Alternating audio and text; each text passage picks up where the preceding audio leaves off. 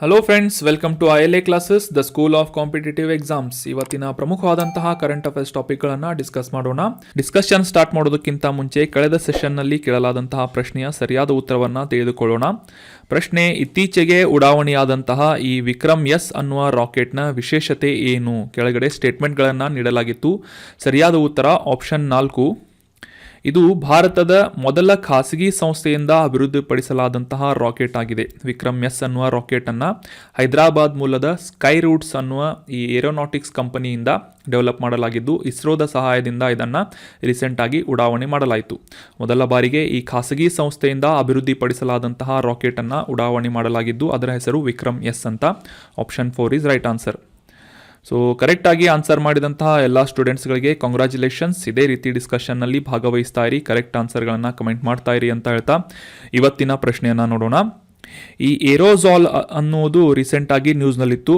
So ಈ aerosol ಅಂದರೆ ಏನು ಅಂತ ಪ್ರಶ್ನೆ ಇದ್ದು, ಆಪ್ಷನ್ಗಳಲ್ಲಿ ಈ ಏರೋಸಾಲ್ ಅನ್ನುವುದು ವೈದ್ಯಕೀಯ ಉದ್ದೇಶಕ್ಕಾಗಿ ಬಳಸಲಾಗುವಂತಹ ಆಮ್ಲಜನಕದ ಸಿಲಿಂಡರ್ಗಳಾಗಿವೆ ಅಂತ ಇದೆ. ಆಪ್ಷನ್ 2, ಈ ಏರೋಸಾಲ್ಗಳು ವಾಯು ಮಾಲಿನ್ಯಕಾರಕಗಳ ವಿಧಗಳಾಗಿವೆ ಅಂತ ಇದೆ. ಆಪ್ಷನ್ 3, ಈ ಏರೋಸಾಲ್ ಅನ್ನುವುದು ಅಸ್ತಮಾ ರೋಗಿಗಳಿಗೆ ನೀಡಲಾಗುವಂತಹ ಔಷಧವಾಗಿದೆ ಅಂತ ಇದೆ. ಆಪ್ಷನ್ 4, ಈ ಮೇಲಿನ ಯಾವ ಸ್ಟೇಟ್ಮೆಂಟ್ ಕೂಡ ಕರೆಕ್ಟ್ ಆಗಿಲ್ಲ, ಅಂದರೆ ಮೇಲಿನ ಯಾವುದೂ ಅಲ್ಲ ಅಂತ ಇದ್ದು, ಸರಿಯಾದ ಆಪ್ಷನ್ನನ್ನು ಕಮೆಂಟ್ ಬಾಕ್ಸ್ನಲ್ಲಿ ಕಮೆಂಟ್ ಮಾಡಿ.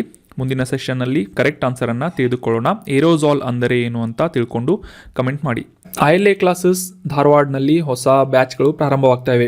ಹೊಸ KAS, PSI, PC ಬ್ಯಾಚ್ಗಳು ಪ್ರಾರಂಭವಾಗ್ತಾ ಇದ್ದು, ಇಂಟ್ರೆಸ್ಟ್ ಇರುವಂತಹ ಅಭ್ಯರ್ಥಿಗಳು ILA ಕ್ಲಾಸಸ್ ಗಟ್ಟು ಸ್ಕ್ವೇರ್ ಬಿಲ್ಡಿಂಗ್ನ ಸಪ್ತಾಪುರ ಬ್ರಾಂಚ್ಗೆ ಭೇಟಿ ನೀಡುವುದರ ಮೂಲಕ ಅಡ್ಮಿಷನ್ ಮಾಡ್ಕೋಬಹುದು.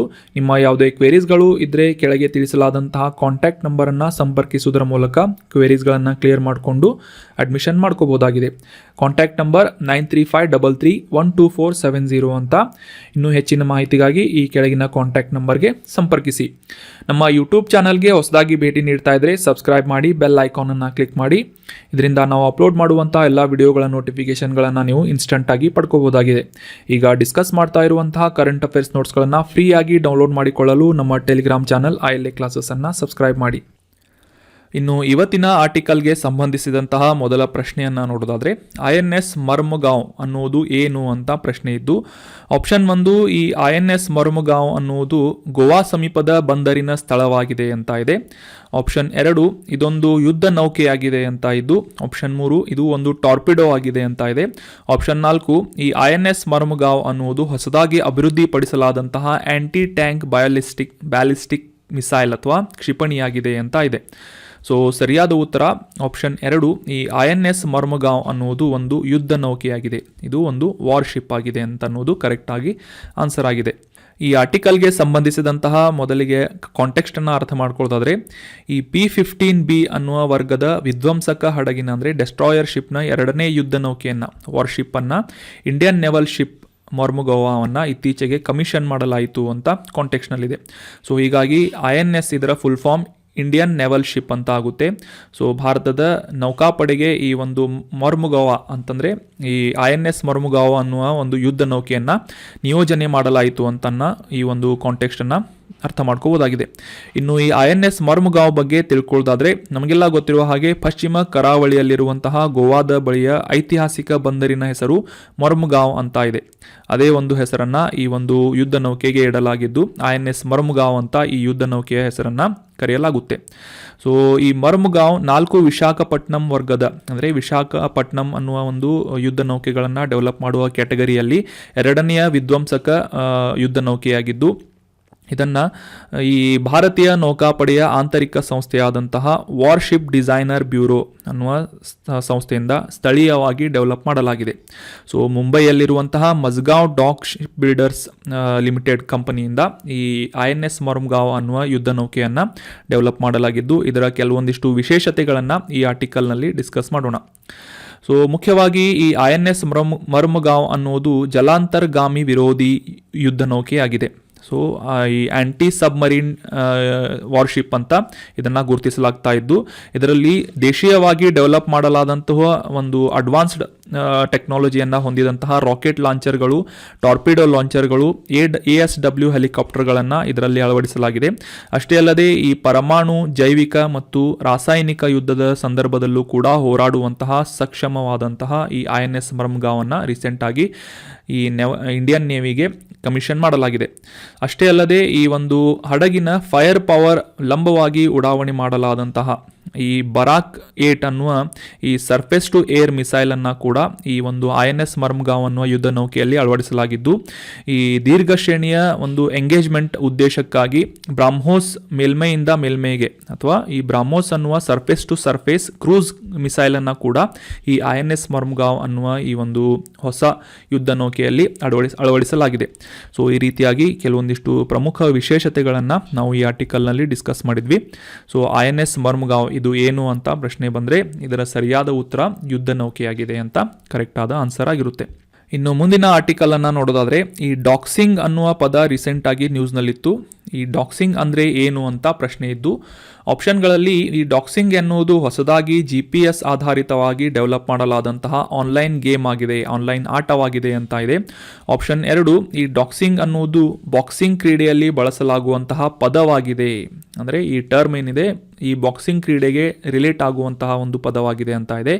ಆಪ್ಷನ್ 3, ಈ ಆನ್ಲೈನ್ ಪ್ಲಾಟ್ಫಾರ್ಮ್ನಲ್ಲಿ ವ್ಯಕ್ತಿಯ ಗುರುತನ್ನು ಬಹಿರಂಗಪಡಿಸುವುದು ಡಾಕ್ಸಿಂಗ್ ಆಗಿದೆ ಅಂತ ಇದ್ದು. ಆಪ್ಷನ್ 4, ಈ ಮೇಲ್ ಬಾಕ್ಸ್ನಲ್ಲಿ ಬರುವಂತಹ ಸ್ಪೈವೇರ್ ಮೇಲ್ ಆಗಿದೆ, ಈ ಡಾಕ್ಸಿಂಗ್ ಅಂತ ಇದೆ. ಸೊ ಸರಿಯಾದ ಉತ್ತರ ಆಪ್ಷನ್ 3, ಈ ಆನ್ಲೈನ್ ವೇದಿಕೆಯಲ್ಲಿ ಒಬ್ಬ ವ್ಯಕ್ತಿಯ ಗುರುತುಗಳನ್ನು ಬಹಿರಂಗಪಡಿಸುವುದು ಡಾಕ್ಸಿಂಗ್ ಅಂತ ಕರೆಸಿಕೊಳ್ಳುತ್ತೆ. ಸೊ ಈ ಡಾಕ್ಸಿಂಗ್ ಬಗ್ಗೆ ಈ ಆರ್ಟಿಕಲ್ನಲ್ಲಿ ಡೀಟೇಲ್ ಆಗಿ ಡಿಸ್ಕಸ್ ಮಾಡೋಣ. ಕಾಂಟೆಕ್ಸ್ಟನ್ನು ಮೊದಲು ಅರ್ಥ ಮಾಡ್ಕೊಳ್ಳೋದಾದರೆ, ಈ ಟ್ವಿಟರ್ ಕಂಪನಿಯ ಮಾಲೀಕರಾದಂತಹ ಎಲಾನ್ ಮಸ್ಕ್ ಅವರು ಹೊಸ ಆ್ಯಂಟಿ ಡಾಕ್ಸಿಂಗ್ ನೀತಿಯ ಅಡಿಯಲ್ಲಿ ಸಾಕಷ್ಟು ಟ್ವಿಟರ್ ಖಾತೆಗಳನ್ನು ಅಮಾನತು ಮಾಡಲಾಗಿದ್ದು, ಅದರಲ್ಲಿ ಮುಖ್ಯವಾಗಿ ಈ ಡಾಕ್ಸಿಂಗ್ ಅನ್ನುವ ಪ್ರೋಸೆಸ್ನಲ್ಲಿ ಇನ್ವಾಲ್ವ್ ಆದಂತಹ ಈ ಜರ್ನಲಿಸ್ಟ್ಗಳ ಅಕೌಂಟ್ಸ್ಗಳನ್ನು ಸಸ್ಪೆಂಡ್ ಮಾಡಿದ್ದಾರೆ ಅಂತ ಕಾಂಟೆಕ್ಸ್ಟ್ನಲ್ಲಿದೆ. ಸೊ ಹೀಗಾಗಿ ಈ ಡಾಕ್ಸಿಂಗ್ ಅನ್ನುವ ಒಂದು ಟರ್ಮ್ ಏನಿದೆ ನ್ಯೂಸ್ನಲ್ಲಿರೋದ್ರಿಂದ ಇದು ಏನು, ಯಾವ ರೀತಿ ಕೆಲಸ ಮಾಡುತ್ತೆ ಅಂತ ಈ ಒಂದು ಆರ್ಟಿಕಲ್ನಲ್ಲಿ ಡೀಟೇಲ್ ಆಗಿ ಡಿಸ್ಕಸ್ ಮಾಡೋಣ. ಮೊದಲಿಗೆ ಡಾಕ್ಸಿಂಗ್ ಅಂದರೆ ಇದರ ವಿಸ್ತೃತ ರೂಪ ಏನು ಅಂತಂದರೆ ಡ್ರಾಪಿಂಗ್ ಡಾಕ್ಯುಮೆಂಟ್ಸ್ ಅಂತ ಇದರ ವಿಸ್ತೃತ ರೂಪ ಅಥವಾ ಫುಲ್ ಫಾರ್ಮ್ ಆಗುತ್ತೆ. ಡ್ರಾಪಿಂಗ್ ಡಾಕ್ಯುಮೆಂಟ್ಸ್ ಅಂದರೆ ಡಾಕ್ಸಿಂಗ್ ಆಗುತ್ತೆ. ಸೊ ಇದು ಏನು ಅಂತ, ಯಾವ ರೀತಿ ಕೆಲಸ ಮಾಡುತ್ತೆ ಅಂತ ತಿಳ್ಕೊಳ್ತಾದ್ರೆ, ಈ ಆನ್ಲೈನ್ ಪ್ಲ್ಯಾಟ್ಫಾರ್ಮ್ನಲ್ಲಿ, ಆನ್ಲೈನ್ ವೇದಿಕೆಯಲ್ಲಿ ಯಾವುದೇ ಒಬ್ಬ ವ್ಯಕ್ತಿಯ ವೈಯಕ್ತಿಕ ಗುರುತುಗಳನ್ನು ಬಹಿರಂಗಪಡಿಸುವುದು, ವೈಯಕ್ತಿಕ ಐಡೆಂಟಿಟಿಗಳನ್ನು ಬಹಿರಂಗಪಡಿಸುವ ಒಂದು ಪ್ರೋಸೆಸ್ಸನ್ನು ಡಾಕ್ಸಿಂಗ್ ಅಂತ ಕರೆಯಲಾಗುತ್ತೆ ಅಥವಾ ಡ್ರಾಪಿಂಗ್ ಡಾಕ್ಯುಮೆಂಟ್ಸ್ ಅಂತ ಕರೆಯಲಾಗುತ್ತೆ. ಈ ವೈಯಕ್ತಿಕ ಇನ್ಫಾರ್ಮೇಷನ್ಗಳು ಅಂತಂದರೆ ಒಬ್ಬ ವ್ಯಕ್ತಿಯ ನಿಜವಾದ ಹೆಸರಾಗಿರ್ಬೋದು ಅಥವಾ ಆ ವ್ಯಕ್ತಿಯ ದಾಖಲೆಗಳು, ಫೋನ್ ಸಂಖ್ಯೆ, ಮನೆ ವಿಳಾಸ, ಕೆಲಸದ ಸ್ಥಳ, ಇತರ ಹಣಕಾಸಿನ ಮಾಹಿತಿಗಳನ್ನು ಆನ್ಲೈನ್ ವೇದಿಕೆಯಲ್ಲಿ ಬಹಿರಂಗಪಡಿಸುವಂತಹ ಒಂದು ಪ್ರೋಸೆಸ್ಸನ್ನು ಈ ಡಾಕ್ಸಿಂಗ್ ಅಂತ ಕರೆಯಲಾಗುತ್ತೆ. ಸೊ ಇದು ಸಾಕಷ್ಟು ಜನಪ್ರಿಯ ಮತ್ತು ವಿವಾದಾತ್ಮಕವಾದಂತಹ ಟೆಕ್ನಿಕ್ ಆಗಿದ್ದು, ಮುಖ್ಯವಾಗಿ ಈ ರಾಜಕೀಯ ವಿರುದ್ಧವಾದಂತಹ ದೃಷ್ಟಿಕೋನಗಳನ್ನು ಹೊಂದಿರುವಂತಹ ವ್ಯಕ್ತಿಯ ಇನ್ಫಾರ್ಮೇಷನ್ಗಳನ್ನು ಸಾಕಷ್ಟು ಬಾರಿ ಈ ಒಂದು ಆನ್ಲೈನ್ ಪ್ಲ್ಯಾಟ್ಫಾರ್ಮ್ಗಳಲ್ಲಿ ಡಾಕ್ಸಿಂಗ್ ಮಾಡಲಾಗಿದೆ. ಅಷ್ಟೇ ಅಲ್ಲದೆ ಈ ಒಂದು ಪ್ರಸಿದ್ಧ ವ್ಯಕ್ತಿಗಳು, ಪ್ರಭಾವಿ ವ್ಯಕ್ತಿಗಳ ನಿಜ ಜೀವನದ ಮೇಲೆ ಪರಿಣಾಮವನ್ನು ಬೀರುವ ಉದ್ದೇಶದಿಂದ ಕೂಡ ಈ ಡಾಕ್ಸಿಂಗನ್ನು ಸಾಕಷ್ಟು ವ್ಯಾಪಕವಾಗಿ ಬಳಸಲಾಗುತ್ತೆ ಅಂತ ನಮಗೆ ಅರ್ಥ ಆಗುತ್ತೆ. ಸೊ ಹೀಗಾಗಿ ಈ ರೀತಿಯಾದಂತಹ ವೈಯಕ್ತಿಕ ಮಾಹಿತಿಗಳನ್ನು ಸಾಕಷ್ಟು ಬಾರಿ ಮಿಸ್ಯೂಸ್ ಮಾಡಿಕೊಳ್ಳಬಹುದಾದಂತಹ ಸಂದರ್ಭಗಳು ಆಗುವುದರಿಂದ ಈ ಡಾಕ್ಸಿಂಗ್ನಲ್ಲಿ ಇನ್ವಾಲ್ವ್ ಆದಂತಹ ಜರ್ನಲಿಸ್ಟ್ಗಳ ಇನ್ಫಾರ್ಮೇಷನ್ಗಳನ್ನು ಅಥವಾ ಅವರ ಒಂದು ಅಕೌಂಟ್ಸ್ಗಳನ್ನು ಅಮಾನತು ಮಾಡಲಾಗಿದೆ ಅಥವಾ ಸಸ್ಪೆಂಡ್ ಮಾಡಲಾಗಿದೆ ಅಂತ ನ್ಯೂಸ್ನಲ್ಲಿ ಬಂದಿತ್ತು. ಸೊ ಡಾಕ್ಸಿಂಗ್ ಅಂದರೆ ಏನು, ಯಾವ ರೀತಿ ಇದು ಕೆಲಸ ಮಾಡುತ್ತೆ ಅಂತ ಡೀಟೇಲ್ ಆಗಿ ಅಂಡರ್ಸ್ಟ್ಯಾಂಡ್ ಆಯಿತು. ಇನ್ನು ಮುಂದಿನ ಪ್ರಶ್ನೆಯನ್ನು ನೋಡೋಣ. ಈ ಕೆಳಗಿನ ಯಾವ ಸಂಸ್ಥೆಯು ಅಧಿಕೃತವಾಗಿ ಚಿನ್ನದ ಬಾಂಡ್ಗಳನ್ನು ಅಥವಾ ಗೋಲ್ಡ್ ಬಾಂಡ್ಸ್ಗಳನ್ನು ವಿತರಣೆ ಮಾಡುತ್ತದೆ ಅಂತ ಪ್ರಶ್ನೆ ಇದ್ದು, ಆಪ್ಷನ್ 1 ಹಣಕಾಸು ಸಚಿವಾಲಯ, ಆಪ್ಷನ್ 2 ಭಾರತ ಸರ್ಕಾರ, ಆಪ್ಷನ್ 3 RBI ಅಥವಾ ಆಪ್ಷನ್ 4 ಯಾವುದೇ ವಾಣಿಜ್ಯ ಬ್ಯಾಂಕುಗಳು ಅಂತ ಇದೆ. ಸರಿಯಾದ ಉತ್ತರ ಆಪ್ಷನ್ 3 ಭಾರತದ reserve bank of India. Reserve bank of ಇಂಡಿಯಾದಿಂದ ಈ ಅಧಿಕೃತವಾಗಿ ಆಫಿಷಿಯಲ್ ಆಗಿ ಈ ಚಿನ್ನದ ಬಾಂಡ್ಗಳನ್ನು ಅಥವಾ ಈ ಗೋಲ್ಡ್ ಬಾಂಡ್ಸ್ಗಳನ್ನು ವಿತರಿಸಲಾಗುತ್ತದೆ. ಸೊ ಸರಿಯಾದ ಉತ್ತರ ಆಪ್ಷನ್ 3. ಇನ್ನು ರೀಸೆಂಟಾಗಿ ಈ ಗೋಲ್ಡ್ ಬಾಂಡ್ಸ್ಗಳು ನ್ಯೂಸ್ನಲ್ಲಿದ್ವು. ಯಾಕಂತಂದರೆ ಡಿಸೆಂಬರ್ 19ರಿಂದ ಡಿಸೆಂಬರ್ 23ರವರೆಗೆ 2022-23ರ ಮೂರನೇ ಸರಣಿಯ ಗೋಲ್ಡ್ ಬಾಂಡ್ಸ್ಗಳನ್ನು ವಿತರಣೆ ಮಾಡಲಾಗ್ತಾ ಇದೆ. ಸೊವರಿನ್ ಗೋಲ್ಡ್ ಬಾಂಡ್ಸ್ಗಳು ಅಂತ ಈ ಒಂದು ಸ್ಕೀಮನ್ನು ಸ್ಟಾರ್ಟ್ ಮಾಡಲಾಗಿದ್ದು, ಈ ಗೋಲ್ಡ್ ಬಾಂಡ್ಸ್ಗಳಲ್ಲಿ ಇನ್ವೆಸ್ಟ್ ಮಾಡುವಂತಹ ಇಂಟ್ರೆಸ್ಟ್ ಇರುವಂತಹ ವ್ಯಕ್ತಿಗಳು ಈ ಚಂದಾದಾರರಾಗುವುದಕ್ಕೆ ಓಪನ್ ಮಾಡಲಾಗಿದೆ ಅಂತ ಈ ಕಾಂಟೆಕ್ಸ್ಟ್ನಿಂದ ನಮಗೆ ತಿಳಿದು ಬರುತ್ತೆ. ಸೊ ಇದು ನ್ಯೂಸ್ನಲ್ಲಿತ್ತು. ಸೊ ಹೀಗಾಗಿ ಈ ಗೋಲ್ಡ್ ಬಾಂಡ್ಸ್ಗಳು ಅಂದರೆ ಏನು, ಯಾವ ರೀತಿಯಾಗಿ ಇವು ಕೆಲಸ ಮಾಡುತ್ತೆ ಅಂತ ಅರ್ಥ ಮಾಡ್ಕೊಳ್ಳೋದಾದ್ರೆ, ಮುಖ್ಯವಾಗಿ ಈ ಚಿನ್ನದ ಬಾಂಡ್ಗಳು ಅಥವಾ ಗೋಲ್ಡ್ ಬಾಂಡ್ಸ್ಗಳು ಗ್ರಾಮ್ ಚಿನ್ನದಲ್ಲಿ ಸೂಚಿಸಲಾದಂತಹ ಸರ್ಕಾರಿ ಸೆಕ್ಯುರಿಟೀಸ್ಗಳಾಗಿವೆ. ಸೊ ಇವುಗಳನ್ನು ಈ ಭೌತಿಕ ಚಿನ್ನ ಅಂದರೆ ಈ ಫಿಸಿಕಲ್ ಗೋಲ್ಡ್ ಏನಿರುತ್ತೆ ಅದರಲ್ಲಿ ಇನ್ವೆಸ್ಟ್ ಮಾಡುವಂತಹ ವ್ಯಕ್ತಿಗಳಿಗೆ ಒಂದು ಪರ್ಯಾಯವಾದಂತಹ ಒಂದು ಇನ್ವೆಸ್ಟ್ಮೆಂಟ್ ಸೋರ್ಸನ್ನು ಒದಗಿಸಿಕೊಡುತ್ತದೆ ಈ ಗೋಲ್ಡ್ ಬಾಂಡ್ಸ್ಗಳು. ಸೊ ಇದು ಮುಖ್ಯವಾಗಿ ಈ ಇಶ್ಯೂ ಬೆಲೆಯನ್ನು ನಗದು ರೂಪದಲ್ಲಿ ಪಾವತಿಸಬೇಕಾದಂಥ ಅವಶ್ಯಕತೆ ಇದ್ದು, ಅಂದರೆ ಈ ಗೋಲ್ಡ್ ಬಾಂಡ್ಸ್ಗಳನ್ನು ಪಡೆದುಕೊಳ್ಳಬೇಕು ಅಂತಂದರೆ ಈ ಪೇಮೆಂಟನ್ನು ಮಾಡಬೇಕಾಗುತ್ತೆ ನಗದು ರೂಪದಲ್ಲಿ. ಅದೇ ರೀತಿಯಾಗಿ ಈ ಗೋಲ್ಡ್ ಬಾಂಡ್ಸ್ಗಳು ಮೆಚುರಿಟಿ ಹೊಂದಿದಂತಹ ವರ್ಷದಲ್ಲಿ ಆ ನಗದು ರೂಪದಲ್ಲಿ ಆ ಹಣವನ್ನು ರಿಡೀಮ್ ಮಾಡಿಕೊಳ್ಳಬಹುದು. ಸೊ ಸಾಕಷ್ಟು ಇಂಟ್ರೆಸ್ಟನ್ನು ಕೂಡ, ಆ್ಯನ್ಯುವಲ್ ಇಂಟ್ರೆಸ್ಟನ್ನು ಕೂಡ ಈ ಗೋಲ್ಡ್ ಬಾಂಡ್ಸ್ಗಳ ಮೇಲೆ RBI ನೀಡುತ್ತೆ. ಅಷ್ಟೇ ಅಲ್ಲದೆ ಟ್ಯಾಕ್ಸ್ ಬೆನಿಫಿಟ್ಸ್ಗಳನ್ನು ಕೂಡ ಈ ಚಿನ್ನದ ಬಾಂಡ್ಗಳಲ್ಲಿ ಇನ್ವೆಸ್ಟ್ ಮಾಡುವಂತಹ ಹೂಡಿಕೆದಾರರಿಗೆ ಬೆನಿಫಿಟ್ಸ್ಗಳನ್ನು RBIನಿಂದ ನೀಡಲಾಗುತ್ತೆ. ಈ ಗೋಲ್ಡ್ ಬಾಂಡ್ಸ್ಗಳನ್ನು ಸರ್ಕಾರದ ಪರವಾಗಿ ರಿಸರ್ವ್ ಬ್ಯಾಂಕ್ ಆಫ್ ಇಂಡಿಯಾದಿಂದ ಚಂದಾದಾರರಿಗೆ ವಿತರಿಸಲಾಗುತ್ತೆ. ಅಷ್ಟೇ ಅಲ್ಲದೆ ಈ ಹೂಡಿಕೆದಾರರಿಗೆ ಈ ಗೋಲ್ಡ್ ಬಾಂಡ್ಸ್ಗಳು ಪಕ್ವವಾದಂತಹ ಸಂದರ್ಭದಲ್ಲಿ, ಅಂತಂದರೆ ಮೆಚುರಿಟಿಯನ್ನು ಹೊಂದಿದಂತಹ ಸಂದರ್ಭದಲ್ಲಿ ಅಥವಾ ಅವರಿಗೆ ಅವಶ್ಯಕ ಇರುವಂತಹ ಸಂದರ್ಭದಲ್ಲಿ ಆ ಗೋಲ್ಡ್ ಬಾಂಡ್ಸ್ಗಳನ್ನು ರಿಟರ್ನ್ ಮಾಡಿದಾಗ ಆ ಒಂದು ಸಮಯದಲ್ಲಿ ಚಿನ್ನದ ಮಾರುಕಟ್ಟೆಯಲ್ಲಿ ಆ ಚಿನ್ನದ ಮೌಲ್ಯ ಎಷ್ಟಿರುತ್ತೆ ಅದೇ ರೀತಿಯಾದಂತಹ ಅಷ್ಟೇ ಹಣವನ್ನು ಈ RBIನಿಂದ ಮತ್ತೆ ಆ ಒಂದು ಇನ್ವೆಸ್ಟ್ ಮಾಡಿದಂತಹ ವ್ಯಕ್ತಿಗೆ ನೀಡಲಾಗುತ್ತೆ. So with interest and with tax benefits. So ಅದೇ ರೀತಿಯಾಗಿ ಈ RBI ಪುಸ್ತಕದಲ್ಲಿ ಮತ್ತು ಡಿಮ್ಯಾಟ್ ರೂಪದಲ್ಲಿ ಈ ಒಂದು ನಷ್ಟದ ಅಪಾಯಗಳನ್ನು ಕೂಡ ಈ RBIನಿಂದ ನಿವಾರಿಸಲಾಗುತ್ತದೆ. ಅಂದರೆ ಯಾವುದೇ ರೀತಿಯಾಗಿ ರಿಸ್ಕ್ ಫ್ರೀ ಆದಂತಹ ಒಂದು ಇನ್ವೆಸ್ಟ್ಮೆಂಟ್ ಈ ಗೋಲ್ಡ್ ಬಾಂಡ್ಸ್ಗಳಲ್ಲಿ ಇನ್ವೆಸ್ಟ್ಮೆಂಟ್ ಮಾಡುವುದಾಗಿರುತ್ತೆ. ಸೊ ಈ ಗೋಲ್ಡ್ ಬಾಂಡ್ಗಳಲ್ಲಿ ಇನ್ವೆಸ್ಟ್ ಮಾಡುವಂತಹ ಒಂದು ಮೆಚುರಿಟಿ ಅವಧಿ ಎಷ್ಟು ಅಂತಂದರೆ 8 ವರ್ಷಗಳು. ಅಂತಂದರೆ ಕಂಪ್ಲೀಟ್ ಆಗಿ ಮೆಚೂರ್ ಆಗಬೇಕು ಈ ಒಂದು ಇನ್ವೆಸ್ಟ್ಮೆಂಟ್ ಅಂತಂದರೆ 8 ವರ್ಷಗಳು ಕಾಯಬೇಕಾಗುತ್ತೆ. ಅಷ್ಟೇ ಅಲ್ಲದೆ ಈ ಇನ್ ಕೇಸ್ ಅವರು ಎಮರ್ಜೆನ್ಸಿ ಸಂದರ್ಭದಲ್ಲಿ ಆ ಒಂದು ಚಿನ್ನದ ಬಾಂಡ್ಗಳನ್ನು ಮತ್ತೆ ಒಂದು ಹಣವನ್ನು ಪಡೆದುಕೊಳ್ಬೇಕು, ರಿಡೀಮ್ ಮಾಡ್ಕೋಬೇಕು ಅಂತಂದರೆ ಮಿನಿಮಮ್ 5 ವರ್ಷಗಳ ನಂತರ ರಿಡೀಮ್ ಮಾಡಿಕೊಳ್ಳಬಹುದಾದಂತಹ ಅವಕಾಶವನ್ನು RBI ಮಾಡಿಕೊಟ್ಟಿದೆ. ಸೊ ಅಷ್ಟೇ ಅಲ್ಲದೆ ಈ ಮೆಚುರಿಟಿ ಹೊಂದಿದಂತಹ ಸಂದರ್ಭದಲ್ಲಿ ಆ ಒಂದು ಸಮಯದಲ್ಲಿ ಚಿನ್ನದ ಬೆಲೆ ಎಷ್ಟಿರುತ್ತೆ ಅದೇ ರೀತಿಯಾದಂತಹ ಹಣವನ್ನು ಅಷ್ಟೇ ಪ್ರಮಾಣದ ಹಣವನ್ನು ಈ RBIನಿಂದ ವ್ಯಕ್ತಿಗೆ ನೀಡಲಾಗ್ತಾ ಇದೆ. ಸೊ ಅಷ್ಟೇ ಅಲ್ಲದೆ ಪ್ರತಿ ವರ್ಷಕ್ಕೆ 2.5% ಇಂಟ್ರೆಸ್ಟನ್ನು ಕೂಡ, ಬಡ್ಡಿಯನ್ನು ಕೂಡ ನೀಡಲಾಗುತ್ತೆ. ಮತ್ತು ಅಷ್ಟೇ ಅಲ್ಲದೆ ಈ ಒಂದು ಟ್ಯಾಕ್ಸ್ ಬೆನಿಫಿಟ್ಸ್ಗಳನ್ನು ಕೂಡ ಈ ಒಂದು ಚಿನ್ನದ ಬಾಂಡ್ಗಳ ಮೇಲೆ ಚಂದಾದಾರರಿಗೆ ಅಥವಾ ಹೂಡಿಕೆ ಮಾಡಿದಂತಹ ವ್ಯಕ್ತಿಗೆ ನೀಡಲಾಗುತ್ತದೆ. So that was all about detail information of gold bonds. ನಿಮಗೆ ಕೂಡ ಇಂಟ್ರೆಸ್ಟ್ ಇದ್ದರೆ ಈ ಒಂದು ಚಿನ್ನದ ಬಾಂಡ್ಗಳಲ್ಲಿ ಇನ್ವೆಸ್ಟ್ಮೆಂಟ್ ಮಾಡಬಹುದಾಗಿದೆ. ಇನ್ನು ಮುಂದಿನ ಪ್ರಶ್ನೆಯನ್ನು ನೋಡೋದಾದರೆ, ಈ ಸಂಸ್ಕೃತ ಭಾಷಾಶಾಸ್ತ್ರದ ಪಿತಾಮಹ ಅಂತ ಯಾರನ್ನು ಕರೆಯಲಾಗುತ್ತೆ ಅಥವಾ ಯಾರು ಪ್ರಸಿದ್ಧರಾಗಿದ್ದಾರೆ ಅಂತ ಪ್ರಶ್ನೆ ಇದೆ. Option 1 Bhasa, option 2 Patanjali, option 3 Panini ಅಥವಾ ಆಪ್ಷನ್ 4 ಕಾಳಿದಾಸ ಅಂತ ಇದೆ. ಸರಿಯಾದ ಉತ್ತರ ಆಪ್ಷನ್ 3 ಪಾಣಿನಿ. ಈ ಪಾಣಿನಿ ಅನ್ನುವರಿಗೆ ಸಂಸ್ಕೃತ ಭಾಷಾಶಾಸ್ತ್ರದ ಪಿತಾಮಹ ಅಂತ ಇವರನ್ನು ಕರೆಯಲಾಗುತ್ತೆ. ಸೊ ರೀಸೆಂಟಾಗಿ ಈ ಪಾಣಿನಿ ಅವರು ನ್ಯೂಸ್ನಲ್ಲಿದ್ದರು. ಯಾಕಂತಂದರೆ ಕಾಂಟೆಕ್ಸ್ಟನ್ನು ಮೊದಲಿಗೆ ಅರ್ಥ ಮಾಡ್ಕೊಳ್ಳೋದಾದರೆ, ಕ್ರಿಸ್ತಪೂರ್ವ 5ನೇ ಶತಮಾನದಿಂದ ಕೂಡ ಸಂಸ್ಕೃತ ವಿದ್ವಾಂಸರನ್ನು ಸೋಲಿಸಿದಂತಹ ಈ ಒಂದು ಪಾಣಿನಿಗೆ ಸಂಬಂಧಿಸಿದಂತಹ ವ್ಯಾಕರಣದ ಸಮಸ್ಯೆಯನ್ನು ಕೇಂಬ್ರಿಡ್ಜ್ ವಿಶ್ವವಿದ್ಯಾನಿಲಯದ ಭಾರತೀಯ PhD ಸ್ಟೂಡೆಂಟ್ನಿಂದ, ಅಂದರೆ ರಿಷಿ ರಾಜ್ ಪೋಪಟ್ ಅನ್ನುವ ಹೆಸರಿನ ಸ್ಟೂಡೆಂಟ್ನಿಂದ ಪರಿಹರಿಸಲಾಗಿದೆ ಈ ಒಂದು ಸಂಸ್ಕೃತ ಸಮಸ್ಯೆಯನ್ನು ಅಂತ ಕಾಂಟೆಕ್ಸ್ಟ್ನಲ್ಲಿತ್ತು. ಸೊ ಹೀಗಾಗಿ ಈ ಒಂದು ಸಮಸ್ಯೆಗೆ ಸಂಬಂಧಿಸಿದಂತಹ ಪಾಣಿನಿ ಅವರ ಬಗ್ಗೆ ಕೆಲವೊಂದಿಷ್ಟು ಇಂಪಾರ್ಟೆಂಟ್ ಮಾಹಿತಿಗಳನ್ನು ತಿಳಿದುಕೊಳ್ಳೋಣ. ಸೊ ಪಾಣಿನಿ ಅವರನ್ನು ಭಾಷಾಶಾಸ್ತ್ರದ ಪಿತಾಮಹ ಅಂತ ಗುರುತಿಸಲಾಗ್ತಾ ಇತ್ತು. ಇವರ ಕಾಲವನ್ನು ತಿಳ್ಕೊಳ್ಳೋದಾದರೆ, ಬಹುಶಃ ಈ ಪಾಣಿನಿ ಅವರು ಅಪ್ರಾಕ್ಸಿಮೇಟ್ಲಿ ಈ ಕ್ರಿಸ್ತಪೂರ್ವ 4ನೇ ಶತಮಾನದಲ್ಲಿ ಜೀವಿಸಿದ್ರು ಅಂತ ಒಂದು ಅಂದಾಜನ್ನು ಮಾಡಲಾಗಿದೆ. ಅಲೆಕ್ಸಾಂಡರ್ ಕಾನ್ಕ್ವೆಸ್ಟ್ ಮಾಡಿದಂತಹ ಸಂದರ್ಭದಲ್ಲಿ ಅಥವಾ ಮೌರ್ಯ ಸಾಮ್ರಾಜ್ಯದ ಸ್ಥಾಪನೆಯಾದಂತಹ ಯುಗದಲ್ಲಿ ಇವರ ಒಂದು ಸಮಕಾಲೀನವಾಗಿದ್ರು ಅಂತ ತಿಳ್ಕೊಬಹುದಾಗಿದೆ. ಸೊ ಅದೇ ರೀತಿಯಾಗಿ ಇನ್ನೊಂದು ಆರ್ಗ್ಯುಮೆಂಟ್ ಕೂಡ ಇದ್ದು, ಈ ಬುದ್ಧ ಮತ್ತು ಮಹಾವೀರರ ಒಂದು ಕಾಂಟೆಂಪರರಿ ಅಥವಾ ಸಮಕಾಲೀನರಾಗಿ ಕೂಡ ಪಾಣಿನಿಯವರು ಜೀವಿಸಿದ್ರು ಅಂತ 6ನೇ ಶತಮಾನದಲ್ಲಿ, ಕ್ರಿಸ್ತಪೂರ್ವ 6ನೇ ಶತಮಾನದಲ್ಲಿ ಜೀವಿಸಿದ್ರು ಅಂತ ಕೂಡ ಗುರುತಿಸಲಾಗುತ್ತೆ. ಇವರು ಬಹುಶಃ ಈ ಒಂದು ಸದ್ಯಕ್ಕೆ ವಾಯುವ್ಯ ಪಾಕಿಸ್ತಾನದಲ್ಲಿರುವಂತಹ ಸಲಾತುರಾ ಅನ್ನುವ ಒಂದು ಪ್ರದೇಶದಲ್ಲಿ ವಾಸಿಸಿದ್ರು ಅಂತ ಅಂದಾಜನ್ನ ಮಾಡಲಾಗುತ್ತೆ. ಕೌಟಿಲ್ಯ ಮತ್ತು ಚರಕರು ಈ ವಿದ್ಯೆಯನ್ನು ಪಡೆದಂತಹ ಈ ತಕ್ಷಶಿಲಾ ಮಹಾನ್ ವಿಶ್ವವಿದ್ಯಾನಿಲಯದಲ್ಲಿ ಈ ಪಾಣಿನಿಯವರು ಕೂಡ ವಿದ್ಯೆಯನ್ನು ಅಥವಾ ಅಧ್ಯಯನ ಮಾಡಿದ್ರು ಅಂತ ಒಂದು ಅಂದಾಜನ್ನು ಮಾಡಲಾಗುತ್ತೆ.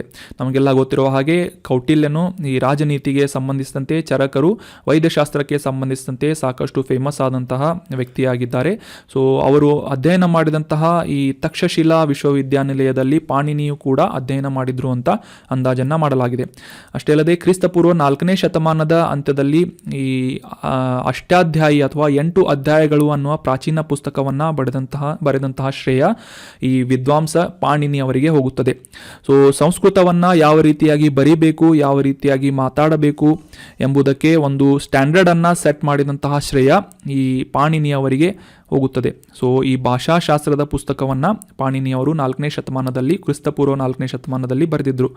ಸೊ ಈ ಅಷ್ಟಾಧ್ಯಾಯಿಯಲ್ಲಿ ಸುಮಾರು 4000ಕ್ಕೂ ಹೆಚ್ಚು ವ್ಯಾಕರಣ ನಿಯಮಗಳನ್ನು ಮೆನ್ಷನ್ ಮಾಡಲಾಗಿದ್ದು, ನಂತರ ಈ ಭಾರತೀಯ ವ್ಯಾಕರಣಗಳಾದಂತಹ ಪತಂಜಲಿಯ ಮಹಾಭಾಷ್ಯ ಕ್ರಿಸ್ತಪೂರ್ವ 2ನೇ ಶತಮಾನ ಮತ್ತು ಈ ಜಯಾದಿತ್ಯ ಮತ್ತು ವಾಮನ ಅವರು ಬರೆದಂತಹ ಕಾಸಿಕ ವೃತ್ತಿಗಳು ಅನ್ನುವ ಒಂದು ವ್ಯಾಖ್ಯಾನ ಏನಿದೆ, ಈ ಪಾಣಿನಿಯ ಅಷ್ಟಾಧ್ಯಾಯಿಯ ಮೇಲೆ ಕಾಮೆಂಟ್ರಿಯನ್ನು ಬರೆದಿದ್ದಾರೆ ಅಂತ ಅಂದಾಜನ್ನು ಮಾಡಲಾಗಿದೆ. So that was about detailed information of Panini. So Panini ಅವರನ್ನು ಈ ಸಂಸ್ಕೃತ ಭಾಷಾಶಾಸ್ತ್ರದ ಪಿತಾಮಹ ಅಂತ ಕೂಡ ಕರೆಯಲಾಗುತ್ತೆ. ಇವರು ಬರೆದಂತಹ ಈ ಪಠ್ಯದ ಹೆಸರು ಅಷ್ಟಾಧ್ಯಾಯಿ ಅಥವಾ 8 ಅಧ್ಯಾಯಗಳು ಅಂತ ಕ್ರಿಸ್ತಪೂರ್ವ 4ನೇ ಶತಮಾನದಲ್ಲಿ ಈ ಪುಸ್ತಕವನ್ನು ಬರೆದಿದ್ದಾರೆ. ಇದರಲ್ಲಿ ಮುಖ್ಯವಾಗಿ ಈ ಸಂಸ್ಕೃತದ ಭಾಷಾಶಾಸ್ತ್ರದ ಬಗ್ಗೆ ಸಾಕಷ್ಟು ವ್ಯಾಕರಣಕ್ಕೆ ಸಂಬಂಧಿಸಿದಂತಹ ನಿಯಮಗಳನ್ನು ಮೆನ್ಷನ್ ಮಾಡಲಾಗಿದೆ. ಇನ್ನು ಮುಂದಿನ ಆರ್ಟಿಕಲನ್ನು ನೋಡೋದಾದರೆ, ಪ್ರಶ್ನೆ: ಈ ಕೆಳಗಿನವುಗಳಲ್ಲಿ ಯಾವುದು ಕೇರಳದಿಂದ GI ಟ್ಯಾಗನ್ನು ಪಡೆದಂತಹ ಉತ್ಪನ್ನಗಳಾಗಿವೆ ಅಂತ ಗುರುತಿಸಬೇಕಾಗಿದೆ. ಆಪ್ಷನ್ 1 ಅಟ್ಟಪ್ಪಾಡಿ ಅಟ್ಟುಕೊಂಬು ಅವರ ಅಂತ, ಆಪ್ಷನ್ 2 ಅಟ್ಟಪ್ಪಾಡಿ ತುವರ ಅಂತ, ಆಪ್ಷನ್ 3 ವನಾಟುಕರ್ ಎಳ್ಳು ಅಂತ, ಆಪ್ಷನ್ 4 ಮೇಲಿನ ಎಲ್ಲವೂ ಅಂತ ಇದೆ. ಸರಿಯಾದ ಉತ್ತರ ಆಪ್ಷನ್ 4 ಮೇಲಿನ ಎಲ್ಲವೂ ಸರಿಯಾಗಿವೆ. ಸೊ ರೀಸೆಂಟಾಗಿ ಈ ಕೇರಳದಿಂದ 5 ಉತ್ಪನ್ನಗಳಿಗೆ GI ಟ್ಯಾಗನ್ನು ನೀಡಲಾಗಿದ್ದು, ಅದರಲ್ಲಿ ಅಟ್ಟಪ್ಪಾಡಿ ಅಟ್ಟುಕೊಂಬು ಅವರ, ಅಟ್ಟಪ್ಪಾಡಿ ತುವರ ಮತ್ತು ವನಾಟುಕರ್ ಎಳ್ಳು ಅಂತ ಈ ರೀತಿಯಾದಂತಹ 3 ಉತ್ಪನ್ನಗಳು ಕೂಡ ಆ ಒಂದು 5 ಉತ್ಪನ್ನಗಳಲ್ಲಿ ಸೇರಿವೆ. ಸೊ ಕಾಂಟೆಕ್ಸ್ಟನ್ನು ಮೊದಲೇ ಅರ್ಥ ಮಾಡ್ಕೊಳ್ಳೋದಾದರೆ, ಕೇರಳದಲ್ಲಿ ರೀಸೆಂಟಾಗಿ 5 ಕೃಷಿ ಉತ್ಪನ್ನಗಳಿಗೆ GI ಟ್ಯಾಗನ್ನು ನೀಡಲಾಗಿದ್ದು, ಈ 5 GI ಟ್ಯಾಗ್ಗಳೊಂದಿಗೆ ಕೇರಳದಲ್ಲಿ ಒಟ್ಟು 17 ಕೃಷಿ ಉತ್ಪನ್ನಗಳಿಗೆ GI ಟ್ಯಾಗ್ಗಳನ್ನು ವಿತರಿಸಲಾಗಿದೆ ಅಂತ ಕಾಂಟೆಕ್ಸ್ಟ್ನಲ್ಲಿ ಬಂದಿತ್ತು. ಸೊ ಈ ಭೌಗೋಳಿಕ ಸೂಚನೆ ಅಥವಾ GI ಟ್ಯಾಗನ್ನು ಹೊಂದಿದಂತಹ 5 ಕೃಷಿ ಉತ್ಪನ್ನಗಳನ್ನು ತಿಳಿದುಕೊಳ್ಳೋದಾದರೆ, ಮೊದಲಿಗೆ ಕೇರಳದ ಈ ಅಟ್ಟಪ್ಪಾಡಿ ಅಟ್ಟುಕೊಂಬು ಅವರ ಬೀನ್ಸ್ ಅಥವಾ ಅವರೆ ಅಂತ ಇದನ್ನ ಅರ್ಥ ಮಾಡ್ಕೋಬೋದು. ಇನ್ನು ಕೆಂಪು ಕಾಳು ಅಥವಾ ಈ ತೊಗರೆ ಅಂತ ಅಟ್ಟಪ್ಪಾಡಿ ತುವರ ಅಂತ ಫೇಮಸ್ ಆಗಿರುವುದು. ಸೊ ಮೂರನೇದು ವನಾಟುಕರ್ ಎಳ್ಳು, ಇದು ಒಂದು ಎಳ್ಳಿನ ಒಂದು ಪ್ರಭೇದವಾಗಿದೆ. ಮತ್ತು 4ನೇದು ಕಾಂತಲ್ಲೂರು ವಟ್ಟವಾಡ ವೆಲ್ಲುತುಳ್ಳಿ ಅಂತಂದರೆ ಇದು ಬೆಳ್ಳುಳ್ಳಿಯ ಒಂದು ವಿಶೇಷವಾದಂತಹ ತಳಿಯಾಗಿದೆ. ಇನ್ನು 5ನೇದು ಕೊಡಂಗಲ್ಲೂರು ಪೊಟ್ಟು ಬೆಳ್ಳರಿ ಅಂತ, ಇದು ಒಂದು ಕಲ್ಲಂಗಡಿಯ ವಿಶೇಷ ಪ್ರಭೇದವಾಗಿದೆ. ಈ ರೀತಿಯಾದಂತಹ 5 ಕೃಷಿ ಉತ್ಪನ್ನಗಳಿಗೆ ಭೌಗೋಳಿಕ ಸೂಚನೆ ಅಥವಾ GI ಟ್ಯಾಗ್ಗಳನ್ನು ನೀಡಲಾಗಿದೆ ಅಂತ ನಾವು ಕಾಂಟೆಕ್ಸ್ಟ್ನಿಂದ ಅರ್ಥ ಮಾಡ್ಕೊಂಡ್ವಿ. ಇನ್ನು ಈ ಅಟ್ಟಪ್ಪಾಡಿ ಅಟ್ಟುಕೊಂಬು ಅವರ ಇದರ ಬಗ್ಗೆ ತಿಳ್ಕೊಳ್ಳೋದಾದರೆ, ಈ ಹೆಸರಿನಲ್ಲೇ ಸೂಚಿಸುವಂತೆ ಅಟ್ಟಕೊಂಬು ಅಂತಂದರೆ ಆಡಿನ ಕೊಂಬಿನಂತೆ ಕಾಣುವಂತಹ ಅವರೆಯನ್ನು ಕೂಡ ಈ ಪಾಲಕ್ಕಾಡ್ ಅಟ್ಟಪ್ಪಾಡಿ ಪ್ರದೇಶದಲ್ಲಿ ಬೆಳೆಸಲಾಗುತ್ತೆ. ಇದಕ್ಕೆ ಭೌಗೋಳಿಕ ಸೂಚನೆ ಅಥವಾ GI ಟ್ಯಾಗನ್ನು ನೀಡಲಾಗಿದೆ. 2ನೇದು ಅಟ್ಟಪ್ಪಾಡಿ ತುವರ ಅಥವಾ ಇದು ತೊಗರೆ ಬೀಜದ ಒಂದು ತಳಿಯಾಗಿದ್ದು ಕೆಂಪು ಗ್ರಾಮ್ ಅಂತ ಇದನ್ನ ಗುರುತಿಸಲಾಗುತ್ತೆ. ಮುಖ್ಯವಾಗಿ ತರಕಾರಿ ದಾಲ್ ಆಗಿ ಈ ಒಂದು ರುಚಿಕರವಾದಂತಹ ಈ ಒಂದು ತೊಗರೆಯನ್ನು ಬಳಸಲಾಗುತ್ತೆ. Protein, carbohydrates, fibre, calcium, magnesium ಈ ರೀತಿಯಾದಂತಹ ಈ ಪೋಷಕಾಂಶಗಳಿಂದ ಈ ಅಟ್ಟಪ್ಪಾಡಿ ತೊಗರೆ ಸಾಕಷ್ಟು ಫೇಮಸ್ ಆಗಿದೆ ಅಥವಾ ಪಾಪ್ಯುಲರ್ ಆಗಿದೆ.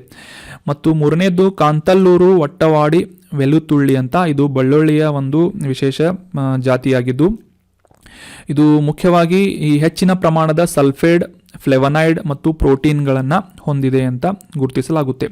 ಇನ್ನು ನಂತರ 102 ಕರ್ ಎಳ್ಳು ಅಂತ ಈ ಎಳ್ಳಿನ ಒಂದು ವಿಶೇಷವಾದಂತಹ ಜಾತಿಯಾಗಿದ್ದು ಇದರ ಎಣ್ಣೆ ಮತ್ತು ಅದರ ವಿಶಿಷ್ಟವಾದಂತಹ ಆರೋಗ್ಯ ಪ್ರಯೋಜನಗಳಿಗೆ ಈ ಒಂದು ಎಳ್ಳು 102 ಕರ್ ಎಳ್ಳು ಹೆಸರುವಾಸಿಯಾಗಿದೆ. ನಂತರ ಕಲ್ಲಂಗಡಿಯ ವಿಶೇಷವಾದಂತಹ ತಳಿಯಾದಂತಹ ಕೊಡಂಗಲ್ಲೂರು ಪೊಟ್ಟುವೆಲ್ಲಾರಿ ಅಂತ ಇದು ಕೊಡಂಗಲ್ಲೂರು ಮತ್ತು ಎರ್ನಾಕುಲಂನಲ್ಲಿ ಸಾಕಷ್ಟು ಹೇರಳವಾಗಿ ಇದನ್ನು ಬೆಳೆಯಲಾಗುತ್ತೆ. ಈ ಕಲ್ಲಂಗಡಿಯ ಹಣ್ಣನ್ನು ಇದರಲ್ಲಿ ಹೆಚ್ಚಿನ ವಿಟಮಿನ್ ಸಿ ಅನ್ನು ಇದು ಸಮೃದ್ಧವಾಗಿ ಹೊಂದಿದೆ ಅಂತ ಇದು ಫೇಮಸ್ ಆಗಿದೆ. ಈ ರೀತಿಯಾದಂತಹ 5 ಕೃಷಿ ಉತ್ಪನ್ನಗಳಿಗೆ ಕೇರಳದಲ್ಲಿ ಬೆಳೆಯುವಂತಹ ಈ 5 ಕೃಷಿ ಉತ್ಪನ್ನಗಳಿಗೆ ಭೌಗೋಳಿಕ ಸೂಚನೆ ಅಥವಾ GI ಟ್ಯಾಗ್ ಅನ್ನು ನೀಡಲಾಗಿದೆ. So that was all about today's articles. ಈಗ ಮತ್ತೊಮ್ಮೆ ಎಲ್ಲ ಆರ್ಟಿಕಲ್ಸ್ಗಳನ್ನು ರಿವೈಸ್ ಮಾಡಿಬಿಡೋಣ. ಮೊದಲನೇ ಆರ್ಟಿಕಲ್ನಲ್ಲಿ ಯುದ್ಧ ನೌಕೆಯಾದಂತಹ INS ಮೊರ್ಮುಗಾವನ್ನು ಲಾಂಚ್ ಮಾಡಲಾಯಿತು ಅಥವಾ ಕಮಿಷನ್ ಮಾಡಲಾಯಿತು ಅಂತ ಮತ್ತು ಇದರ ವಿಶೇಷತೆಗಳ ಕುರಿತಾದಂತಹ ಸಾಕಷ್ಟು ಮಾಹಿತಿಗಳನ್ನು ಡಿಸ್ಕಸ್ ಮಾಡಿದ್ವಿ. ನಂತರದ ಆರ್ಟಿಕಲ್ನಲ್ಲಿ ರೀಸೆಂಟಾಗಿ ನ್ಯೂಸ್ನಲ್ಲಿದ್ದಂತಹ ಈ ಡಾಕ್ಸಿಂಗ್ ಅನ್ನುವ ಒಂದು ಪದದ ಬಗ್ಗೆ ಡೀಟೇಲ್ ಆಗಿ ಡಿಸ್ಕಸ್ ಮಾಡಿದ್ವಿ. ಇದು ಆನ್ಲೈನ್ ಪ್ಲ್ಯಾಟ್ಫಾರ್ಮ್ನಲ್ಲಿ ಯಾವುದೇ ಒಬ್ಬ ವ್ಯಕ್ತಿಯ ವಿಶೇಷ ಗುರುತುಗಳನ್ನು ಅಥವಾ ವೈಯಕ್ತಿಕ ಗುರುತುಗಳನ್ನು ಬಹಿರಂಗಪಡಿಸುವಂತಹ ಪ್ರೋಸೆಸ್ ಆಗಿದೆ ಡಾಕ್ಸಿಂಗ್ ಅಂತ ತಿಳ್ಕೊಂಡ್ವಿ. ನಂತರದ ಆರ್ಟಿಕಲ್ನಲ್ಲಿ ಗೋಲ್ಡ್ ಬಾಂಡ್ಸ್ಗಳ ಬಗ್ಗೆ ತಿಳ್ಕೊಂಡ್ವಿ. ಈ ಡಿಸೆಂಬರ್ 19ರಿಂದ ಡಿಸೆಂಬರ್ 23ರವರೆಗೆ 3ನೇ ಸರಣಿಯ ಗೋಲ್ಡ್ ಬಾಂಡ್ಸ್ಗಳನ್ನು ವಿತರಣೆ ಮಾಡಲಾಗ್ತಾ ಇದೆ. ಇದನ್ನು ಯಾವ ಸಂಸ್ಥೆಯಿಂದ ವಿತರಣೆ ಮಾಡಲಾಗುತ್ತೆ ಮತ್ತು ಯಾವ ರೀತಿಯಾದಂತಹ ವಿಶೇಷ ಸೌಲಭ್ಯಗಳನ್ನು ಈ ಗೋಲ್ಡ್ ಬಾಂಡ್ ಸಬ್ಸ್ಕ್ರೈಬರ್ಸ್ಗಳಿಗೆ ನೀಡಲಾಗುತ್ತೆ ಅಂತ ತಿಳ್ಕೊಂಡ್ವಿ. RBIನಿಂದ ಈ ಗೋಲ್ಡ್ ಬಾಂಡ್ಸ್ಗಳನ್ನು ಅಧಿಕೃತವಾಗಿ ಸರ್ಕಾರದ ಪರವಾಗಿ ವಿತರಿಸಲಾಗುತ್ತೆ. ಇನ್ನು ಮುಂದಿನ ಆರ್ಟಿಕಲ್ನಲ್ಲಿ ಪಾಣಿನಿ ಬಗ್ಗೆ ಡೀಟೇಲ್ ಆಗಿ ಡಿಸ್ಕಸ್ ಮಾಡಿದ್ವಿ. ಈ ಸಂಸ್ಕೃತ ಭಾಷಾಶಾಸ್ತ್ರದ ಪಿತಾಮಹ ಅಂತ ಪಾಣಿನಿ ಅವರನ್ನು ಕರೆಯಲಾಗುತ್ತೆ ಮತ್ತು ಯಾವ ಕಾಲದಲ್ಲಿ ಇವರು ಜೀವಿಸಿದ್ರು ಮತ್ತು ಇವರು ಬರೆದಂತಹ ಪ್ರಮುಖ ಕೃತಿ ಅಷ್ಟಾಧ್ಯಾಯ ಬಗ್ಗೆ ಕೂಡ ತಿಳ್ಕೊಂಡ್ವಿ. ನಂತರದ ಆರ್ಟಿಕಲ್ನಲ್ಲಿ ಈ ಕೇರಳದಿಂದ 5 ಕೃಷಿ ಉತ್ಪನ್ನಗಳಿಗೆ ಭೌಗೋಳಿಕ ಸೂಚನೆ ಅಥವಾ GI ಟ್ಯಾಗ್ ಅನ್ನು ನೀಡಲಾಗಿದೆ ಅಂತ ಈ ಒಂದು ಆರ್ಟಿಕಲ್ನಲ್ಲಿ ಡಿಸ್ಕಸ್ ಮಾಡಿದ್ವಿ. So that was all about today's discussion. Thank you so much for joining the discussion. Have a nice day.